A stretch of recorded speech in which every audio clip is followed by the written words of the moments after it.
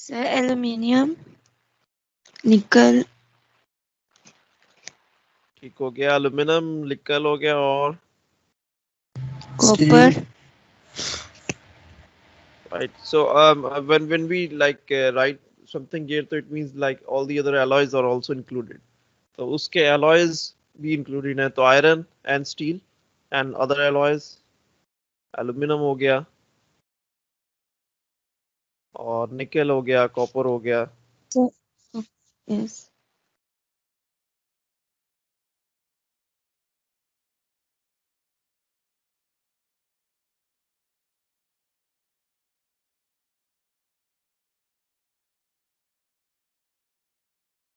निकल को हमने थोड़ा सा टाइटेनियम के साथ थोड़ा सा स्टडी किया था because of similar properties.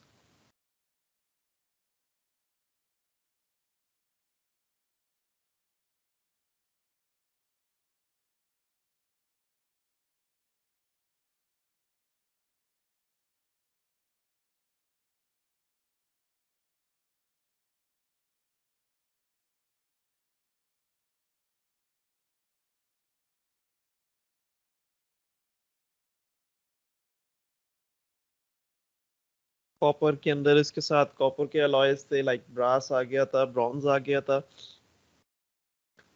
Aluminium के अंदर इसके डिफरेंट अलॉयज थे. इसके अलावा मैग्नीशियम था.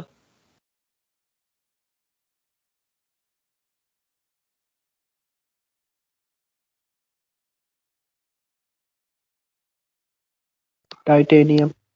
निकल और टाइटेनियम. थे, मैग्नीशियम था, इसके अलॉयज थे. तो we had different options, like 6 से 7 हमने ऑप्शंस देखी थी. जिंक था, right. So with all these options you could choose one of them, specify one of them जब आप उसको यूज करेंगे, और उसके बाद उसके साथ आप स्पेसिफाई कर दोगे अपनी फाइनल कंडीशंस को. तो यानी कि टेम्पर कंडीशंस को स्पेसिफाई करना होता है, मूवमेंट के हीट ट्रीटमेंट किस तरह की है या नहीं है रिक्वायर्ड उसके अंदर, एंड व्हाटएवर. तो अभी मैंने असाइनमेंट्स आपकी चेक नहीं की, but let's see how that assignment could have been done under the perspective of this knowledge right now, और आगे वाला भी इसका जो है वो क्या हो सकता है. तो the assignment was to design a simple pliers.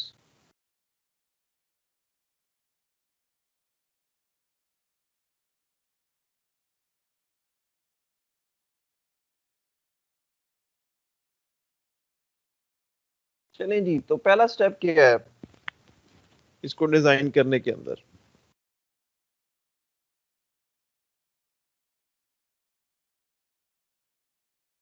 Sir market demand और टारगेट देखा जाता है मार्केट में.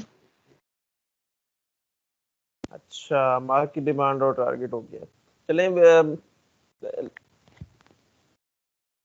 Let me skip that section, और उसके अंदर जो सा है वो मार्केट डिमांड और टारगेट जो सा टारगेट मार्केट, उसके बारे में मैं आपको इस तरह से करता हूँ कि चलें इस तरह से करते हैं कि इसको हम अपने जो डिज़ाइन का एक क्राइटेरिया था उसके पॉइंट ऑफ व्यू से ही देखते हैं. उसके अंदर हमने क्या देखे थे जी, 3 चीज़ें देखी थी. There were functions that had to be defined,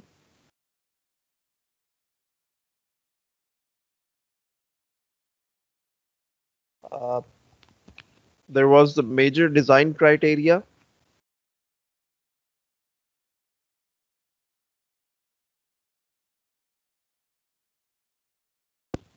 and then there were the evaluation criteria.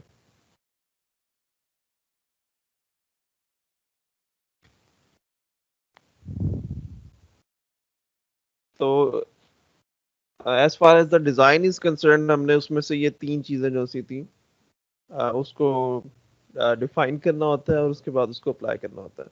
So market analysis and market criteria was mainly कि you had to see कि what was the target market for your device, किस तरह के लोग उसको इस्तेमाल कर सकते हैं, टारगेट इंडस्ट्री क्या हो सकती है उसकी। तो one of my favorite pliers that I use is an electronics plier. It is used for picking and putting electronic components onto the board. तो मैं उसी एग्जांपल को लेके चलूंगा और उससे रिलेटेड मार्केट क्राइटेरिया जो सा है वो बड़ा सिंपल सा है कि इलेक्ट्रॉनिक्स इंडस्ट्री के अंदर या आम इस्तेमाल के लिए जहाँ पे आपने इलेक्ट्रॉनिक्स के डिफरेंट पार्ट्स को उठाना है, रखना है, तो कोई आम कंज्यूमर भी हो सकता है मेरे जैसा या आपके जैसा, या किसी इंडस्ट्री के अंदर अगर कोई सिंपल इलेक्ट्रॉनिक्स के ऊपर काम हो रहा है, ऑल रोड के अंदर कोई बंदा इस्तेमाल कर सकता है उसे छोटे कंपोनेंट्स को हैंडल करने के लिए। So it's a class that is smaller in size. और इसके बारे में कुछ इंफॉर्मेशन जो सी है वो मैं आपके साथ शेयर करता हूँ। So electronic pliers are either used for cutting or picking and placing the electronic components.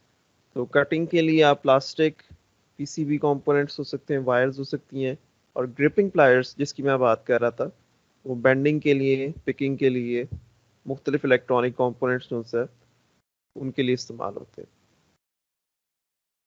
And there are a lot of varieties within each of them. और चीज़ें एक अमूमन प्लायर्स के अंदर देखनी हमने क्या क्या होती हैं। Will begin with the cutting pliers first. और ये इलेक्ट्रॉनिक कटिंग प्लायर्स हैं, तो the size would be smaller, the target market would be जिस तरह से अभी हमने डिफाइन किया कि तारें काटने के लिए, छोटे कंपोनेंट की लीड्स काटने के लिए, प्लास्टिक के छोटे मोटे जो स्ट्रैप्स होते हैं उसको काटने के लिए, ये इसकी टारगेट मार्केट है जिसने ये काम करना है, इंटेंडेड फंक्शन है इसका, ये जिसने ये काम करना है वो इसको इस्तेमाल करेगा। तो पहले इलेक्ट्रॉनिक कटिंग प्लायर्स के बारे में देख लेते हैं और उसके बाद हम देखेंगे अबाउट द ग्रिपिंग प्लायर्स। तो 4 सब कैटेगरीज हैं जिसके बारे में हमने देखना होता है when we are either designing or selecting the pliers. तो number 1 is the head type, कि किस तरह का उसका कटिंग हेड है। Number 2 is the bevel type, उसके ऊपर जो सा है वो किस तरह का स्लोप जो सा वो है।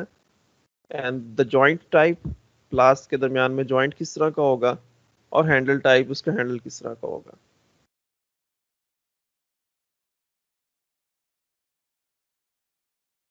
तो हेड टाइप के अंदर डिपेंड करता है कि आप क्या कट करना चाह रहे हैं, किस तरह का काम करना चाह रहे हैं। So there is this simple one, multiple types के 3 मेन कैटेगरीज हैं। सिंपल है, स्ट्रेट है। तो the first one on the left is the oval one, then the one in the middle is something a little more straight, और जो सबसे आगे right side के ऊपर है, this one is a little angled one. तो जो Oval से कटिंग एज होता है इसके अंदर आप देख सकते हैं कि इसके जो कटिंग एज है वो बेसिकली इस तरह से इस्तेमाल की जाता है कि वायर्स के लिए होता है। The straighter one is for electronic components, and then there is an angled one जो कि डिफरेंट टाइट स्पेसिस को रीच करने के लिए यूज किया जाता है। बेवल टाइप का मतलब ये है कि इलेक्ट्रॉनिक प्लायर्स के ऊपर एंड पे जो एक कटिंग एज होता है उसको उसको एंगल किया जाता है so that the final cut is easier to make and the risk of damage is lower. So a larger bevel allows even harder materials to be cut, लेकिन उसके अंदर शेप जो सी होती है वो फर्क हो जाती है। तो आप ये देख सकते हैं मुख्तलिफ शेप्स होती हैं कट की after the cut has been made, और इनकी डिफरेंट यूजेस होते हैं। तो इसके अंदर 4 से 5 टाइप्स हैं। तो आपको ये सिलेक्ट करना होता है कि इसकी जो ब्लेड्स हैं उसका एंगल या इंक्लिनेशन या बेवल जो है वो कितना होगा। That changes the end shape of the cut. ये आप देख सकते हैं कि जब अब कट हो जाती है वायर तो उसके बाद उसकी शेप जो सी है वो किस तरह की है. The cutting edge is rectangular and there is a slope at the end और उसके अंदर एक कॉर्नर सा बन रहा है. तो इसको सेलेक्ट करना होता है या इसको डिसाइड करना होता है when you're selecting a cutting plier. तो इसके अंदर 4 से 5 टाइप हैं. One of them also cuts it straight. फिर आपने सेलेक्ट करना है इसका जॉइंट टाइप. जो दरमियान में जॉइंट है वो किस तरह का आपने चूज करना है.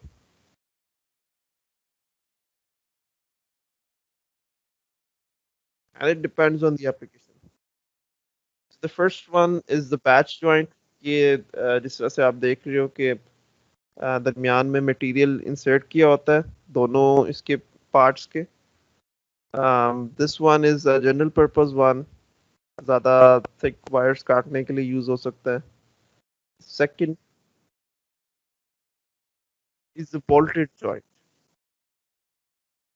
This one can be adjusted. ये एक बोल्ट बीच में ऐड किया होता है जिसको बाद में एडजस्ट किया जा सकता है. अगर कभी इसकी स्पेसिंग खराब हो जाए तो इसको एडजस्ट किया जा सकता है. The last one is a rivet joint. This is a little economical one. फिर है जी हैंडल टाइप. हैंडल टाइप जो सा है वो डिपेंड करता है किस तरह से जो सा है वो उस हैंडल को मैन्युफैक्चर किया जा रहा है या उसको बनाया जा रहा है. या उसमें किस तरह का मटेरियल इस्तेमाल हो रहा है. So the first one on the left is a simple dip type handle. Dip type handle कौन सा होगा. डिप टाइप हैंडल वो होता है जिसके अंदर प्लायर्स को एक लिक्विड रबड़ की सोल्यूशन में डिप किया जाता है और उसके ऊपर जो कोटिंग चढ़ जाती है उससे वो हैंडल क्रिएट हो जाता है. Second one is a single type. Single type handle जो सा है वो जो बेसिकली अलग से बनाया जाता है और उसके बाद स्लीव की तरह चढ़ाया जाता है और इसके अंदर एक ही जो सा है वो मटेरियल यूज हो रहा है. The third one has a better grip जो कि रेड और ब्लू कलर का है. लेकिन this one is also made separately with 2 materials. तो ये डबल टाइप जो सा हैंडल उसके अंदर आ जाता है. Finally the last one says ESD on it. ESD stands for electrostatic discharge. जब इलेक्ट्रॉनिक कंपोनेंट्स के साथ काम कर रहे होते हैं there are a lot of electronic components that are sensitive to electrostatic discharge. जो कि स्टैटिक इलेक्ट्रिसिटी की वजह से डेवलप हो सकता है जिसकी वजह से कंपोनेंट्स जो है वो ख़राब हो सकते हैं या उनके अंदर जो है वो फेलियर का जो होता है खतरा होता है. तो ESD प्रूफ हैंडल जो होता है वो हैंडल के ऊपर या प्लायर्स के ऊपर इलेक्ट्रोस्टैटिक डिस्चार्ज को बिल्डअप होने नहीं देते. तो if you are working with sensitive equipment you may prefer the last one. If you're looking for a cheaper one, the first one is the cheapest option. Or if you're looking for something that is more comfortable and you have to use it again and again, then you may look into the second or the third option. तो ये कुछ हमें insight मिल रहा है कि क्या क्या main components होते हैं मैकेनिकल प्लायर्स के अंदर. And we are looking at the electronics pliers as an example.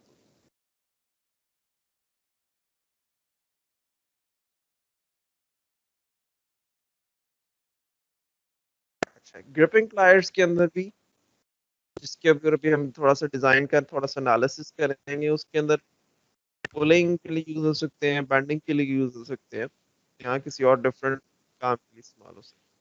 तो jaw type joint type handle type ये 3 चीजें जो उसकी सिलेक्शन के अंदर देखी जाती है.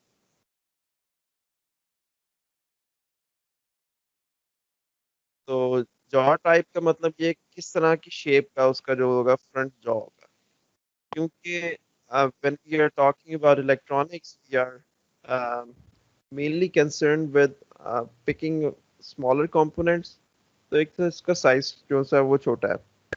सेकेंडली किस तरह का काम होगा उस पर डिपेंड करता है कि जॉ टाइप क्या होगी. अमूमन इलेक्ट्रॉनिक ग्रिपिंग प्लायर्स के ऊपर टीथ नहीं होते या कटिंग एजेस नहीं होते. तो सिर्फ ग्रिपिंग के लिए या वायर्स को बेंड करने के लिए या एक हाइब्रिड मॉडल होता है इसका जिसमें दोनों काम आप कर सकते हो. This one is a flat jaw जो कि नॉर्मली मटेरियल्स को उठाने के लिए इस्तेमाल होता है. राउंड जॉ होता है जो कि वायर्स को बेंड करने के लिए इस्तेमाल होता है. और स्मूथ क्योंकि इसके भी जो सा वो क्रॉस सेक्शन है तो इससे भी आपके जो इलेक्ट्रॉनिक कंपोनेंट की जो वायर्स हैं उसके ऊपर डैमेज नहीं होता और जैसे वो रगड़ नहीं पड़ती, उसकी आइसोलेशन होती है वो खत्म नहीं होती। और हाफ राउंड जो है जिसके अंदर फ्लैट वाला और राउंड जो है इसके कॉर्नर्स हैं, तो राउंड कॉर्नर्स की वजह से जो है पैकिंग के लिए भी यूज कर सकते हैं। और बाकी जो इसकी दो कैटेगरीज थी हैंडल की और जॉइंट टाइप की, वो बेसिकली पहले की तरह की थी जिस तरह से हमने कटिंग प्लायर्स के अंदर देखी। तो मुख्तलिफ कैटेगरीज हैं इसके अंदर सिलेक्शन के एतबार से। जब आप कोई चीज़ खरीदने जाते हो मार्केट में इलेक्ट्रॉनिक प्लायर्स के अंदर, तो आपको क्या देखना चाहिए, उस एतबार से इसके अंदर हमने देखा कि बहुत सारी चीज़ें हैं जिसको देखना चाहिए। इसके अलावा मज़ीद कंसिडरेशंस क्या हो सकती हैं? मज़ीद कंसिडरेशंस हो सकती हैं इसकी स्प्रिंग टाइप क्या है, क्या इसके अंदर ऐसा मैकेनिज्म है वजह से तो आप आराम से यूज़ कर सकते हो। सो एडिशनल फीचर्स के अंदर स्प्रिंग टाइप हो सकता है। um, ये एक इसके साथ एक छोटी सी अटैचमेंट लगी हुई है that holds the wire when you cut it. तो जो वायर्स जब आप कट करते हो अक्सर ये होता है कि वो इधर उधर गिर जाती हैं या थोड़ा सा गुम भी जाती हैं अक्सर, कई छोटे अगर पीसेस होते हैं तो this one holds it for you when you cut it. तो this is a wire catcher attachment with the, इस तरह की अटैचमेंट हो सकती हैं। और इसके अलावा स्पेशल शेप्स और भी हो सकती हैं कि कटिंग और बेंडिंग और प्लेसमेंट।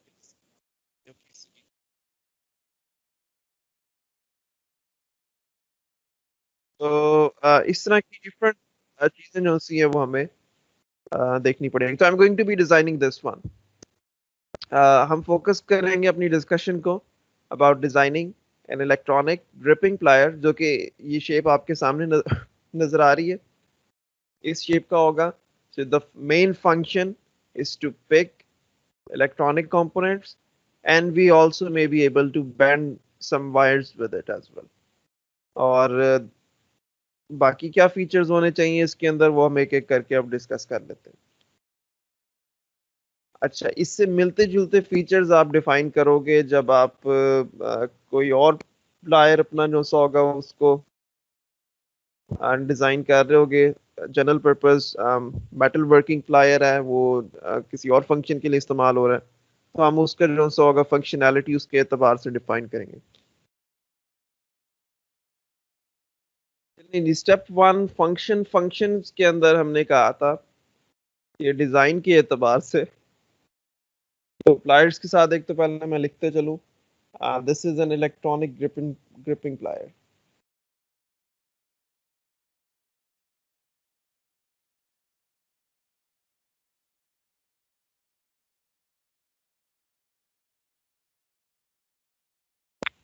फंक्शंस के अंदर हमने कहा था कि we define things in a qualitative fashion.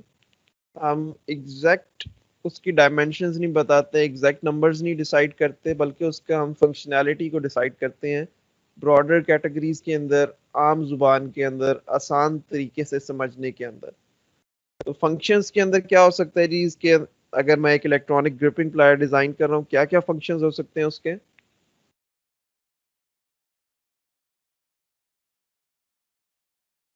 Gripping और बेंडिंग है।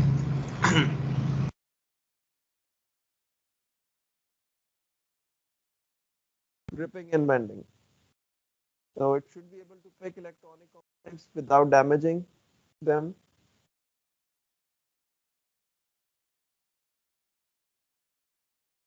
ये एक फंक्शन। और should be able to bend wires।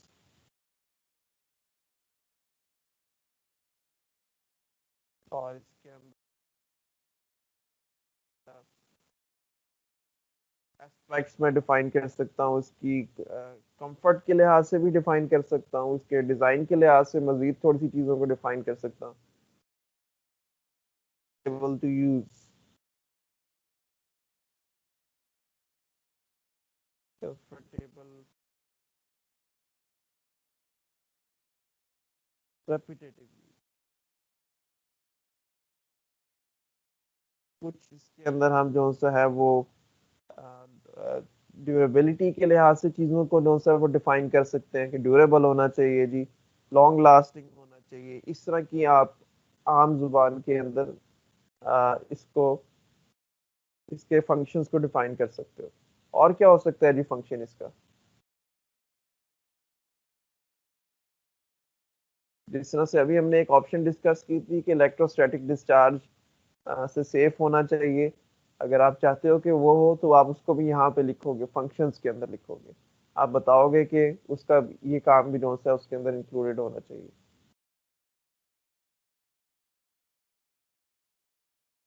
इसके अलावा अगर आप एंगल्ड फ्लायर्स की बात करोगे कि उसका जो फ्रंट टिप है वो एंगल्ड हो, तो ताकि आप उसको ऐसी जगहों पे इस्तेमाल कर सको जहाँ पे आपको टाइट स्पेसेस हैं, जहाँ पे आम फ्लायर्स का हेड बीट नहीं कर सकता, तो आप वो चीज़ भी इधर ही मेंशन करोगे कि एंगल हेड होना चाहिए या इजी होना चाहिए उसके लिए कंपोनेंट्स को एक्सेस करना अगर वो टाइट स्पेसेस के ऊपर है।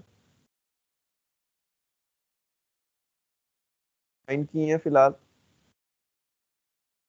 It should be able to pick electronic components without damaging the components, or the leads should be able to bend wires, should be comfortable for repetitive use, and it should be durable. अब आ जाते हैं जी design criteria के ऊपर। क्या design criteria इसके अंदर होना चाहिए? Design criteria is quantitative assessment of the design. Quantitatively आप अपने डिजाइन को जो सा है वो स्पेसिफाई करते हो। अब यहाँ पे जो सा है वो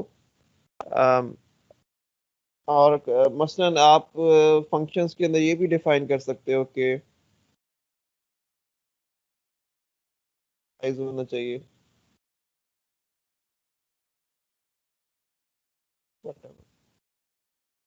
तो डिजाइन क्राइटेरिया के अंदर आप एग्जैक्ट उसकी वैल्यूज को जो सा वो शामिल करना चाहोगे।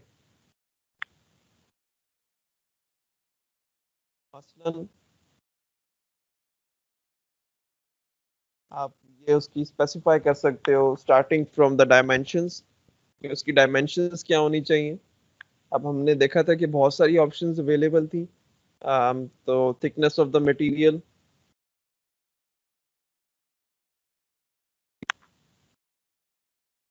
this could be one design criteria.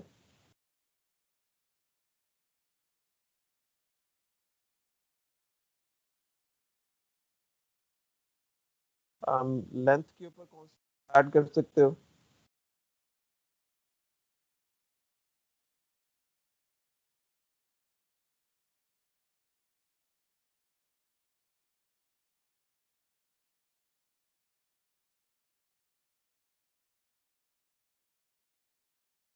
So maybe some like 15 to 20 centimeters might be a good idea. और क्या constraints इस पे ऐड हो सकते हैं डिजाइन से रिलेटेड?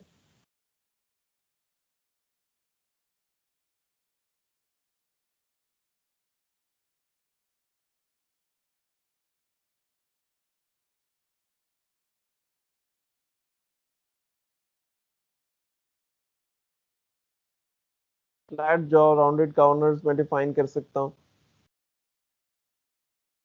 साइज डिफाइन कर सकता हूँ, तो जॉइंट डिफाइन कर सकते हैं।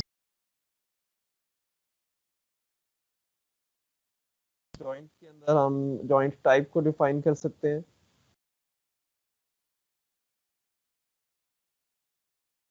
कॉस्ट को डिफाइन,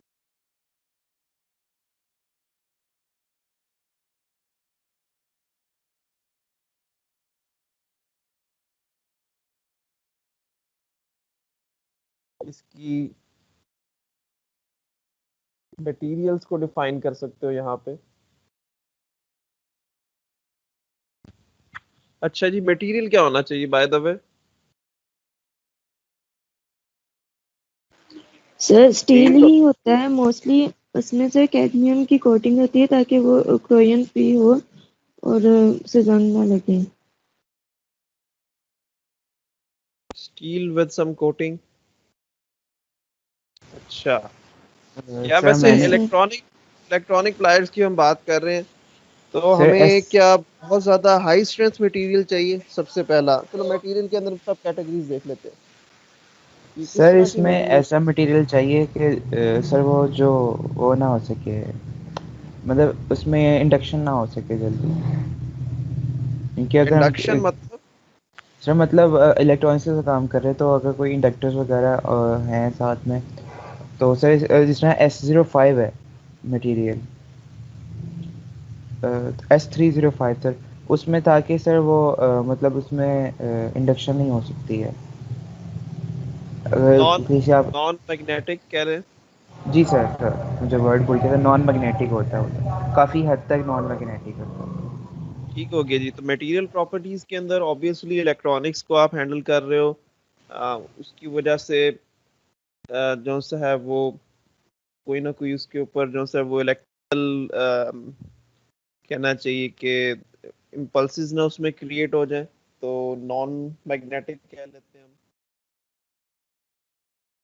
तो पहली प्रॉपर्टी जो सी है वो हमें डिजायरेबल है, नॉन मैग्नेटिक होना चाहिए। स्ट्रेंथ के एतबार से बात करते हैं, फंक्शन के अंदर क्या हमें बहुत ज़्यादा स्ट्रेंथ चाहिए? नो सर, नहीं चाहिए बहुत ज़्यादा स्ट्रेंथ नहीं मॉडरेट चाहिए। इज हमें मॉडरेट वन, मॉडरेट मॉडरेट चीज़। स्ट्रेंथ चाहिए, मॉडरेट स्ट्रेंथ का मटेरियल चाहिए। सर जो कटिंग एज होते हैं उन पे हार्ड चाहिए होगा ताकि वो टूट ना जाए। कटिंग है नहीं जी, cutting edges was with the cutting plier, this one is a simple हाँ, ग्रिपिंग प्लायर। अभी हमने डिटेल में देखा था कि इसमें कटिंग एजेस नहीं होते। Yes sir. तो मॉडरेट स्ट्रेंथ मटेरियल, और यहाँ पे आप स्ट्रेंथ की वैल्यू भी स्पेसिफाई करना चाहोगे, तो मॉडरेट स्ट्रेंथ की 50 to 60 KSI एक रीजनेबल जो सा वो चॉइस हो सकता है।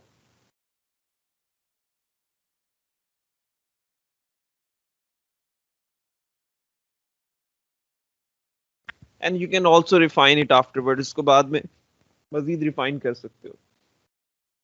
अच्छा, और क्या मटेरियल प्रॉपर्टी डिजायरेबल है यहाँ पे?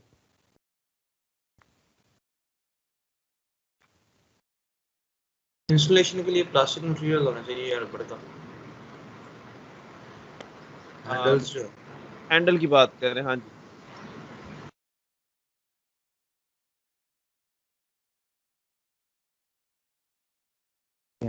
सर पॉलीमर का मटेरियल भी इसमें काफ़ी हेल्पफुल होगा, इजीली अवेलेबल भी होते हैं। तो पॉलीमर्स होते हैं, डिफरेंट रबर्स होती हैं, प्लास्टिक्स होते हैं डिफरेंट ग्रेड्स के, जो कि इस्तेमाल किए जा सकते हैं यहाँ पे। उसको आप स्पेसिफाई कर सकते हो एग्जैक्टली कि क्या चीज़ यहाँ पे इस्तेमाल होगी। तो I am going to narrow it down to rubber thermoplastic rubber. for installation. Thermoplastic rubber. जी रबर के डिफरेंट ग्रेड्स हैं, अभी हमने क्योंकि वो किए नहीं है कवर, तो इसलिए मैं उसकी डिटेल में नहीं जाता। कह लेते हैं कि रबर का होना चाहिए। फिर कॉस्ट की जब हमने ऊपर डिफाइन किए 500, तो 500 is not, let's say not very cheap, not very high. तो हमें उसके लिहाज से भी जो सा होगा इसको देखना पड़ेगा। तो कॉस्ट के लिहाज से जो हमने कुछ इकोनॉमिकल फीचर्स देखे थे इसके अंदर, हमने कहा था कि जी जॉइंट जो सा था वो अगर बोल्टेड हो तो कॉस्ट कम हो सकती है। अगर आपकी हैंडल टाइप डिप्ड हैंडल है मैस प्रोडक्शन के अंदर, उसकी कॉस्ट जो सी है वो कम हो सकती है। अगर इंडिविजुअल ग्रिप्स सेलेक्ट करोगे तो उसकी कॉस्ट ज़्यादा होगी, क्योंकि वो मोल्डिंग से बनेंगी, उसके बाद स्लीव्स उसके ऊपर ऐड ऑन होंगी, उसके मटेरियल्स फ़र्क होंगे। तो डिप्ड हैंडल हम जो सा वो चूज़ कर लेते हैं। चीपेस्ट ऑफ देम ऑल, ज़्यादा कंफर्टेबल नहीं होता लेकिन ये।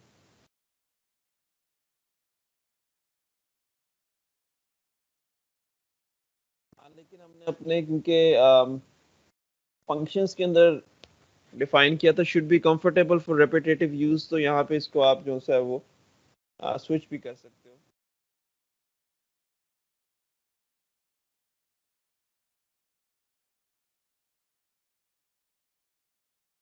हाँ जी, और मटेरियल प्रॉपर्टीज में क्या आ जाएगा?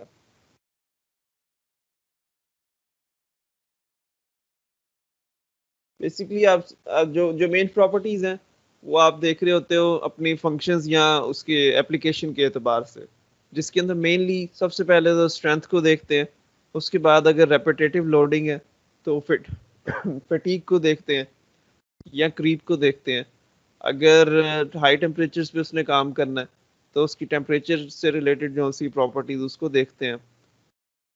अगर उसने जो सा है वो इम्पैक्ट्स के ऊपर काम करना है, आप उसको झटका लगने का उसकी लाइफ के अंदर जो सा होता है वो खतरा हो सकता है, शॉक लोडिंग हो सकती है, तो हम उसकी इम्पैक्ट रेजिस्टेंस को या इम्पैक्ट एनर्जी को जो सा होता है वो देखते हैं। तो यहाँ पे हमें ना इम्पैक्ट एनर्जी के ऊपर ज़्यादा तवज्जो देने की ज़रूरत है, because the intended use is not for shock loading. तो लेकिन ये है कि when you design something eventually, हम आगे देखेंगे जब हम गेट्स का भी डिज़ाइन करेंगे, बाकी शाफ्ट्स का भी डिज़ाइन देखेंगे कि you kind of over design it with the factor of safety. तो फैक्टर ऑफ सेफ्टी आप अपने डिज़ाइन के अंदर एंड के ऊपर ऐड कर देते हो। तो मटेरियल सिलेक्शन के अंदर जी बता दें कि क्या मटेरियल ऐसा है जो कि इन तमाम क्वालिटीज़ पे पूरा उतरता है।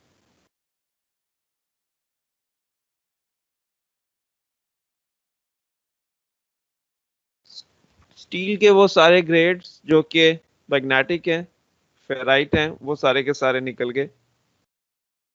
एल्यूमिनियम इस्तेमाल हो सकता है।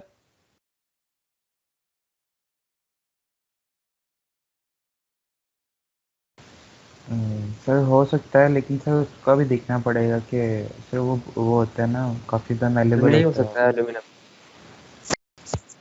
हाँ। एल्यूमिनियम भी हो सकता है। एल्यूमिनियम के कुछ ग्रेड्स बहुत अच्छी स्ट्रेंथ जो से होते हैं वो प्रोवाइड करते हैं, और उसके अलावा वो नॉन मैग्नेटिक भी होते हैं। तो स्टील के कुछ ग्रेड्स हैं जो कि नॉन मैग्नेटिक हैं, लेकिन they have very high strength, तो अच्छी स्ट्रेंथ के लिए वो इस्तेमाल हो सकते हैं, तो वो भी हो सकते हैं। इसके अलावा जो सा है वो आप ब्रास या ब्रॉन्ज के अंदर भी चेक कर सकते हो, बट दे हैव यूजुअली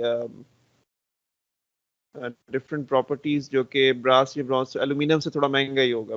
तो कॉस्ट को मद्देनजर रखते हुए उस चीज़ को हम जो सा है वो देख सकते हैं। इसके अलावा बाकी ऑप्शंस जो सी हैं, लाइक जिंक हो गया, निकल हो गया, टाइटेनियम हो गया, ये चीज़ें ज़रा महंगी हो जाएंगी, तो इसको हम जो सा होता है वो छोड़ सकते हैं। फिर मटेरियल्स के अंदर प्राइमरीली हमारे पास ऑप्शंस रह गई हैं स्टील की और एल्यूमिनियम की। Let me go back to the slides, और वहां से हम कोई एक मटेरियल इसका सिलेक्ट करने की ट्राई करते हैं।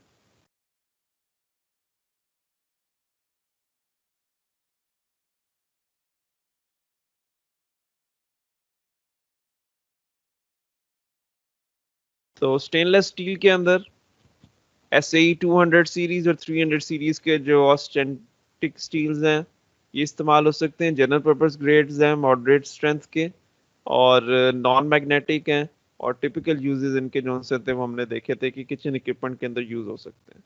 तो SAE 200 सीरीज के जो ऑस्टेनिटिक स्टील्स हैं इनको यूज कर सकते हैं हम। This could be one option.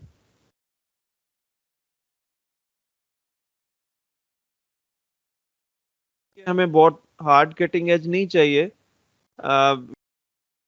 Using cutting the tool steel जो सा है वो भी यूज किया जाता है प्लायर्स के लिए, लेकिन टूल स्टील जो सा होता है वो अमूमन ऐसी कंडीशंस में यूज किया जाता है if you are designing a plier for cutting, और if you are designing a plier for handling different metals, उसके ऊपर टीथ हैं जिसके वेयर एंड टेयर का खतरा हो, तो उस कंडीशन में हमें टूल स्टील का जो सा होता है वो इस्तेमाल किया जा सकता है। कास्ट आयरन की जरूरत नहीं है हमें। एल्यूमिनियम को हम यूज कर सकते हैं। एल्यूमिनियम के अंदर डिफरेंट अलॉयज हैं, यहाँ पे हम इसको एक इस टेबल को देख के थोड़ा सा हम गाइडलाइंस ले सकते हैं।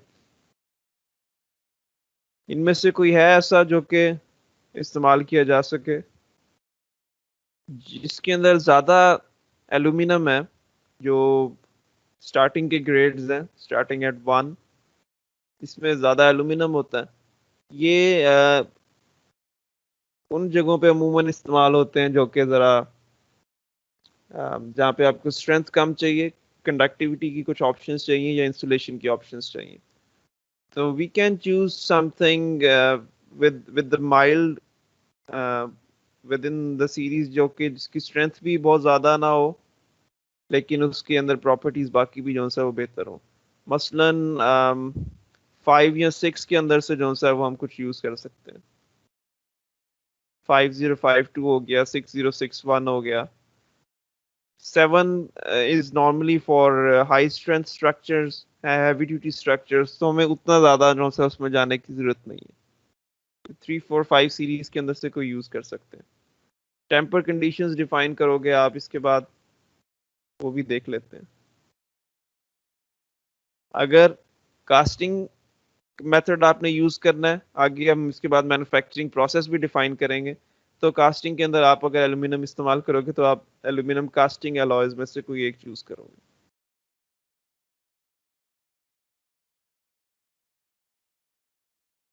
ठीक हो गया जी. तो एल्यूमिनियम या स्टील के कुछ ग्रेड्स के ऊपर 200 या 300 के ऊपर हमने जो सा वो फाइनली अपने आप को लेके आए हैं. तो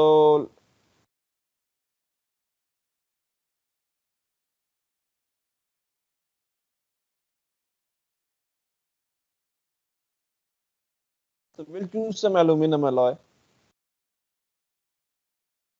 क्यों? क्योंकि लाइट वेट होता है, सस्ता होता है ज़रा स्टील की निस्बत.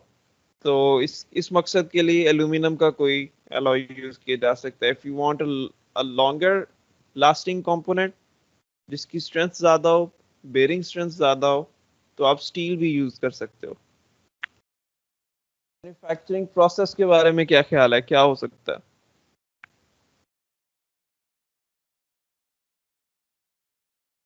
Casting sir moulding, casting and moulding. Forging होगा. सर फोर्जिंग होगा जी, बहुत ज़्यादा इसके अंदर यूज हो सकते हैं. फोर्जिंग से भी बन सकता है, कास्टिंग से भी बन सकता है, मशीनिंग से भी बन सकता है. जी. उसके बाद उसकी मजीद टेम्पर कंडीशंस भी हो सकती है. सर हीट ट्रीटमेंट टेम्पर भी होगा कंडीशंस भी हो सकती हैं उसके ऊपर, हीट ट्रीटमेंट से related. Sir. Polishing paint fixing हो सकता है उसके अंदर, जो सा कार्बराइजिंग हो सकता है या केस हार्डनिंग हो सकती है उसके अंदर. तो मजीद कंडीशंस भी हो सकती हैं. क्या इन सारी कंडीशंस में से, इन सारी टेक्निक्स के अंदर से, लाइक हम कहते हैं, चलो ऑप्शंस में यहाँ पे लिखता हूँ, उसके बाद डिसाइड करते हैं. इसकी बॉडी है, जो मेन मेटालिक कंपोनेंट्स हैं उसके लिए फोर्जिंग हो जाएगा. और जो रबर का जो हैंडल है कि if it is a dipped handle, तो उसके अंदर जो सा होगा प्रोसेस, डिपिंग का प्रोसेस एक होता है, उसके अंदर कोटिंग जो सा होता है वो हम डिपिंग कर सकते हैं. या अगर सिंगल स्लीव हैंडल आप चूज करते हो तो उसके अंदर इंजेक्शन मोल्डिंग होगा. चलो हैंडल को हमने आउट ऑफ द वे कर दिया, पीछे रह गया हमारे पास सिर्फ जो मेटालिक पार्ट्स हैं वो रह गए. उसके अंदर हमारे पास ऑप्शंस हैं फोर्जिंग की, कास्टिंग की. कास्टिंग के अंदर फर्दर ऑप्शंस हैं डाई कास्टिंग की,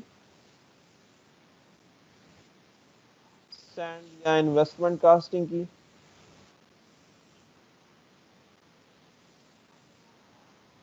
और इसके अलावा क्या हो सकता है, manufacturing process related to the main plier body.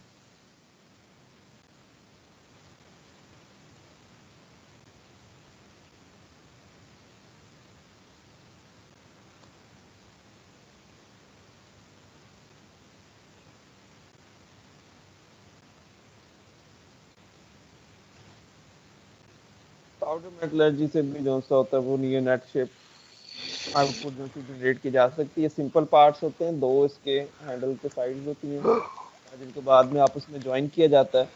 तो the design is a little simple one. तो इनमें से कौन सी चूज की जाए जी? If we are looking at very high production rates तो सर फोर्जिंग सही रहेगा. If we are looking at the final properties in terms of hot working and strength of the material और medium production rates चाहिए तो फिर forging जो सा होगा वो चलेगा. Machining is not a good यार option in this class upon case. ने देखा है. Machining जो सा है वो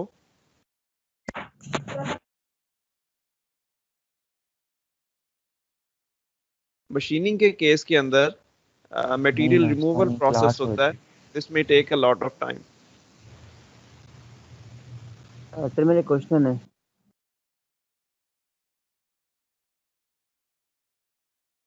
सर हाई जो है ना ये प्रोडक्शन रेट के लिए हम फोर्जिंग यूज करेंगे या डाई कास्टिंग? डाई कास्टिंग का अमूमन ज़्यादा हाई प्रोडक्शन रेट होता है, ज़्यादा ऑटोमेटिक प्रोसेस है उसकी निस्बत. तो डाई कास्टिंग के अंदर बेसिकली एक डाई बनती है, अमूमन स्टील की होती है, जिसके अंदर लिक्विड मेटल को जो सा होता है वो पुश किया जाता है अंडर सम प्रेशर और उसके बाद उसको कूल डाउन होने दिया जाता है and then it is ejected. उसके बाद उसकी थोड़ी सी मशीन रिक्वायर्ड होती है, मशीनिंग करके उसको फाइनल शेप के ऊपर लेके आया जाता है. फोर्जिंग के अंदर मेटल्स को एक स्पेसिफिक प्रेशर के साथ एक खास तरह के डाई सेट के साथ उसको जो सा होता है वो प्रेस किया जाता है या उसके ऊपर इम्पैक्ट जो सा होता है वो डाला जाता है. तो बहुत सारे टूल्स फोर्जिंग से बनते हैं. क्यों? क्योंकि फोर्जिंग से इम्पैक्ट बहुत कास्टिंग अच्छी नहीं स्ट्रेंथ करते हैं मिलती है. सर. इस तरह की जो कास्टिंग होती है कि आप मटेरियल डाल के उसके ऊपर हाई प्रेशर अप्लाई करते हैं, सर उसको इम्पैक्ट कास्टिंग नहीं कहते. अमूमन कास्टिंग जो सी होती है, डाई कास्टिंग, वो हाई प्रेशर के साथ ही जो सी होती है क्योंकि okay. You need some way to insert the liquid metal into the mold. तो वो थोड़ा सा प्रेशर के साथ ही जो सा होता है उसको किया जाता है. सैंड कास्टिंग से भी किया जा सकता है या इन्वेस्टमेंट कास्टिंग से भी किया जा सकता है, but then the production rates are normally lower क्योंकि आपको इंडिविजुअल मोल्ड्स तैयार करने पड़ते हैं. हर उसके लिए रीयूजेबल मोल्ड्स नहीं होता ये. तो taking out the powder metals as well क्योंकि this one would be a more expensive. Machining को निकाल रहा हूँ, this is a material removal process. ये महंगा भी होगा इसलिए क्योंकि मटेरियल जब आप रिमूव करोगे तो एक स्टार्टिंग शेप से स्टार्ट करोगे तो फाइनली जब आपके पास जो मटेरियल जो बाद में बचेगा वो उससे कम होगा. कास्टिंग के अंदर मटेरियल वेस्ट नहीं होगा, ज़ाया नहीं होगा. फोर्जिंग या कास्टिंग यूज हो सकती हैं. I'll choose die casting in this case क्योंकि this one does not require strength और इसके अंदर जो सा है वो हमें अच्छी प्रोडक्शन रेट जो सा है वो हासिल कर सकते हैं.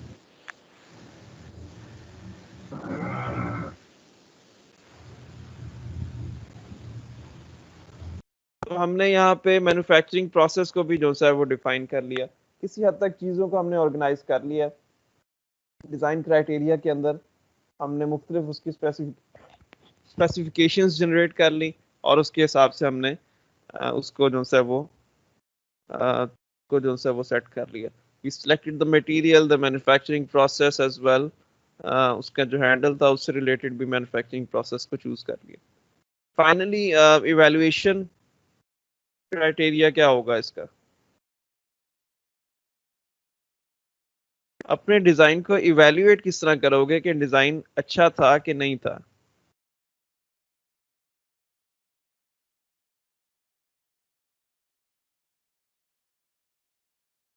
तो टेस्टिंग करेंगे उसके ऊपर. जी, टेस्टिंग किस तरह की होगी? क्या किस बेस पे फाइनली कहोगे कि अच्छा डिजाइन था? सर फॉर एग्जांपल मैंने अगर एक प्लायर को डिजाइन किया है मोल्ड करने के लिए, वायर को बेंड करने के लिए, तो सर जब मैं डिजाइन कर लूंगा मैं वायर को बेंड करके देखूंगा वो सही तरीके से कर भी रहा है या नहीं. सर उसके जो पिवट्स हैं सर उसको चेक करेंगे, उसके जॉज है वो अलाइंड है या नहीं है. जो मेजर मसला आता है असेंबली में वो इसी चीज़ का आता है कि आपने परफेक्टली अलाइन करने होते हैं जॉज. जॉ अलाइनमेंट को चेक कर सकते हो आप. अपनी एक डिजाइन लाइफ डिफाइन कर सकते हो जिसके ऊपर इसको टेस्ट कर सकते हो. डिजाइन लाइफ मतलब ये है कि इतने नंबर्स ऑफ यूजेस के लिए आपका जो सा है वो प्रोडक्ट वो काम करेगा. तो प्रोडक्ट लाइफ डिफाइन कर सकते हो for let's say 1 million users और वट एवर, जो भी आप उसको डिफाइन करना चाहो। टेस्टिंग के अंदर आप चेक कर सकते हो यूजिंग सम सॉफ्टवेयर्स और यूजिंग सम मैकेनिकल टेक्निक्स या रोबोटिक टेक्निक्स, जिसके अंदर आप बार बार उसके ऊपर स्ट्रेस इंड्यूस करके देखोगे 1 मिलियन साइकिल्स के लिए, और उसके बाद उसको देखोगे कि अभी तक इज इट वर्किंग और नॉट वर्किंग। और सर इसकी उसकी फंक्शनैलिटी को टेस्ट कर सकते हैं। सर स्ट्रेस स्ट्रेन उसके टेस्ट कर सकते हैं कि वो किस स्ट्रेस पे जाके सर वो जो उसका मटेरियल है वो ऊपर से रिप ऑफ होना शुरू होगा, उसकी वेयर एंड टियर स्टार्ट होगी। कौन से मटेरियल की स्ट्रेस पे जाके उसकी जो सरफेस है वो ख़राब होगी, कितनी स्ट्रेस पे। यार स्ट्रेस से रिलेटेड जो इंफॉर्मेशन है वो हमें मिल जाती है जब हम मटेरियल सेलेक्ट कर रहे होते हैं। तो वो जो डिफरेंट स्टैंडर्ड्स हैं उसका यही फ़ायदा है कि हमें ये इंफॉर्मेशन सिलेक्शन के प्रोसेस के अंदर ही अवेलेबल होती है, like the tensile strength, durability of the material, उसकी सरफेस प्रॉपर्टीज होगी, उसकी हार्डनेस होगी, इस तरह की चीज़ें मिल जाती हैं। लेकिन जो फाइनल प्रोडक्ट के अंदर एज अ होल अगर आप करना चाहें तो वो ज़रूर हो सकती है कि जब सारे पीसेस मिल जाएंगे उसके बाद वो कितना जो सा होता है आपकी असेंबली स्ट्रेस बेयर कर सकती है, तो वो किया जा सकता है।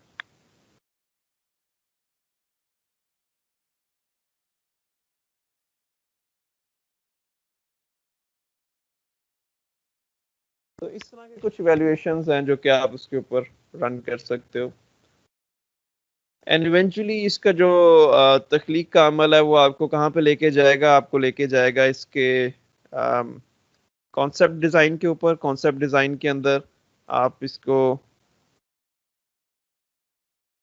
कॉन्सेप्ट डिज़ाइन के अंदर आप इसका जो सा होगा वो कोई डिज़ाइन क्रिएट करोगे जिसके अंदर आप इसको स्पेसिफाई करोगे इसकी डायमेंशंस को। अब यहाँ पे using a CAD modelling software या using some manual drawing techniques, इसके अंदर इसका डिज़ाइन करने के बाद टॉप व्यू, साइड व्यू और फ्रंट व्यू, इस तरह के व्यूज़ जनरेट करेंगे आप। इसके बाद इसकी अगर आपने कोई टेक्निक चूज़ की है, फॉर एग्जांपल डाई कास्टिंग, इसकी डाई डिज़ाइन होगी, वो एक इसके अंदर जो सा होगा प्रोसेस रह जाएगा। That is not necessarily to be done by the same team of engineers working on the design. उसके लिए स्पेशलाइज्ड नॉलेज चाहिए होता है डाई से रिलेटेड। या if your company is not a manufacturing company, सिर्फ एक प्रोडक्ट डिज़ाइन की कंपनी है, so you would be interested in finding someone who can manufacture this for you। manufacturers को ढूंढोगे, markets का visit करेंगे, suppliers के लिए that can give you raw materials that you may need to um, set up a place for that as well। तो इसके procedures define करते हो। eventually if you are planning the manufacturing yourself, तो design के बाद उसकी manufacturing assembly जो सी होती है वो डिज़ाइन होती है, असम्बली के लेआउट्स डिज़ाइन होते हैं, फैक्ट्री लेआउट्स, वर्कर्स की सेफ्टी से रिलेटेड चीज़ों को आपने जो सा होता है वो देखना होता है, वर्कर्स के ट्रेनिंग प्रोग्राम से रिलेटेड चीज़ों को देखना होता है। फिर जब चीज़ें बनना स्टार्ट हो जाती हैं उसके बाद करोगे क्या, सेल्स किस तरह से करोगे, लॉजिस्टिक्स किस तरह से होंगी उसकी, उन चीज़ों को डिसाइड करना होता है। तो running a factory setup is going to take a lot of considerations जिसको आपको एड्रेस करना पड़ता है along the way।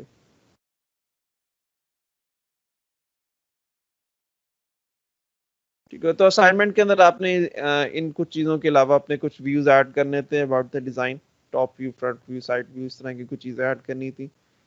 आज का जो लैब से रिलेटेड टास्क है, I wanted to discuss about plastics लेकिन we'll do it next week। plastics और composites, और फाइनल हम एक कुछ डिस्कशन करेंगे अबाउट सिलेक्शन ऑफ मटेरियल्स, जिसका कुछ हिस्सा भी हमने देखा when we were discussing about selection of material for the pliers. इससे मिलता जुलता एक ज़रा डिटेल्ड डिस्कशन होगी अबाउट सिलेक्शन ऑफ मटेरियल्स। तो हम प्लास्टिक्स को देखेंगे और कंपोजिट्स को देखेंगे इसके अलावा।